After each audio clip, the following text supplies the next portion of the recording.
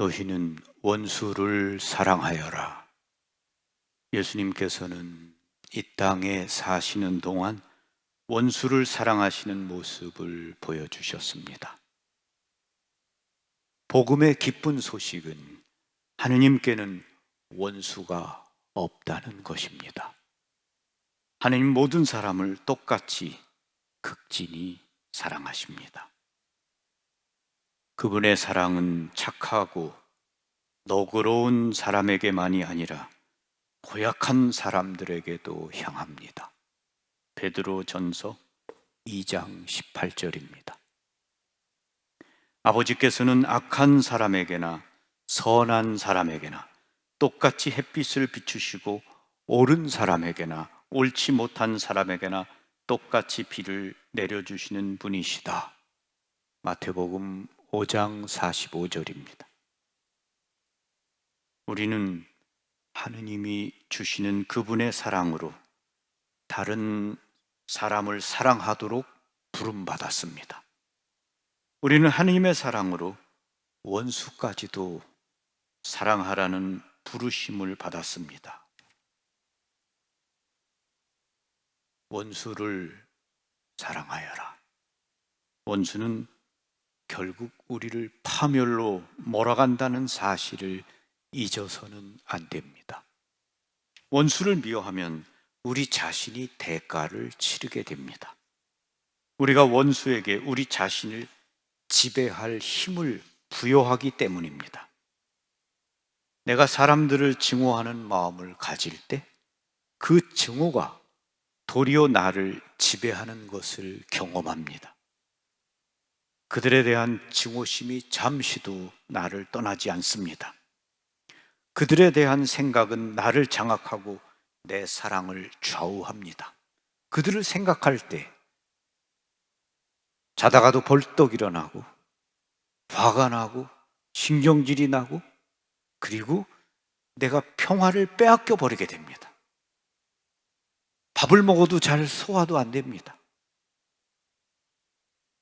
그 결과 나는 평화를 잃고 원한과 복수심에 휩싸이게 됩니다. 이는 계속해서 그들을 원수로 여기기 때문입니다. 미움과 배척과 질투와 원한의 감정은 우리가 만들어낸 두려움의 감옥에 우리를 가두어 둡니다. 자신이 만들어낸 원수의 피해자가 되는 것입니다. 우리가 원수를 용서하지 못한다는 것은 그 사람에게 집착하면서 미움과 원한을 움켜쥔다는 것을 뜻합니다. 그런데 이 집착이 얼마나 우리의 진을 빼는지 모릅니다. 한 제자가 스승에게 고민을 털어놓았습니다.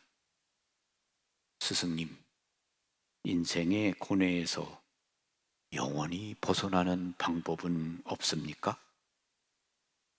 스승은 제자의 얼굴을 한참 쳐다보더니 말없이 걸음을 옮겼습니다. 제자는 어리둥절했지만 스승의 뒤를 따라갔습니다. 숲에 이르자 스승은 지금부터 너에게 인생의 고뇌에서 벗어난 법을 가르쳐 주겠다 하고 말하고는 커다란 나무에 온 몸을 밀착시켜서 큰 소리로 이렇게 외쳤습니다. 놔달란 말이야, 이놈의 나무야. 제발 나를 놔줘. 제자는 스승의 행동에 놀라 달려가 스승을 나무에서 떼어놓으려고 안간 힘을 썼지만 스승은 떨어지지 않았습니다. 제자는 나무에서 떨어지지 않으려 하는 것이 나무가 아니라 오히려 스승이란 점을 깨달았습니다. 제자가 스승에게 물었습니다. 나무가 스승님을 붙잡고 있는 것이 아니라 스승님이 오히려 나무를 꽉 붙잡고 놓지 않으면서 왜 나무에게 놓아달라고 소리 지르시는 것입니까? 스승은 빙긋이 웃으며 나무에서 팔을 풀었습니다. 이것이 바로 인생의 고뇌에서 벗어나는 길이다. 실제로는 세상 고통이 나를 놓아주지 않는 것이 아니라 내 자신이 그 고통을 붙잡고 놓지 않는 것이다. 인간의 모든 고뇌는 거기서부터 시작되는 것이다. 인간의 고통은 집착과 밀접한 관련이 있습니다. 적지 않은 사람들이 죽을 때까지 원수 같은 그놈을 용서하지 않겠다며 이를 갈다가 원한 속에 죽습니다. 대단히 파괴적인 집착입니다. 용서는 정의의 문제가 아닙니다. 용서는 치유의 문제입니다. 정의만으로는 내 안의 상처와 울분을 치유할 수 없습니다. 파괴적인 집착에서 벗어나 용서하기로 결심할 때 비로소 치유의 과정은 시작됩니다. 원수를 용서하면 원수로부터 해방됩니다. 원수를 용서하면 자유를 얻게 됩니다. 원수를 붙잡고 놓지 않고 계속 끌어안고 있으면 결국은 내가 거기 감옥에 갇혀 있는 것이 됩니다. 내 자유를 원수에게 빼앗기는 것이고 원수가 나를 지배하고 조종하도록 만들게 되는 것이지요. 원수를 용서하면 자유를 얻게 됩니다. 용서와 사랑으로 원수를 마음에서 놓아보내면 내가 해방되어 내 안에 모든 사람을 사랑하시는 하느님의 사랑이 가득하게 됩니다. 얼마나 아름다운 일입니까? 원수를 용서할 때마다 우리는 새 사람이 됩니다. 두려움에 집착하던 내면의 성난 사람을 떠나보냈기 때문입니다.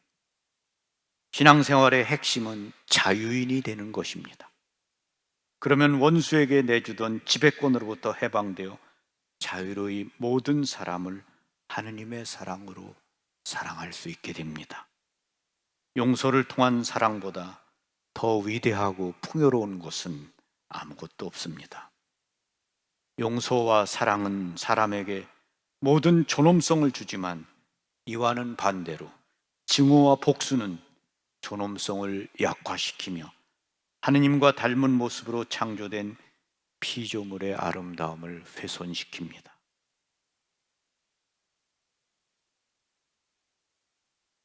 원수를 사랑하라. 우리가 원수를 용서할 때 우리는 평화로워지고 자유로워지고 생명의 길을 걷게 됩니다. 아멘. 평화를 빕니다.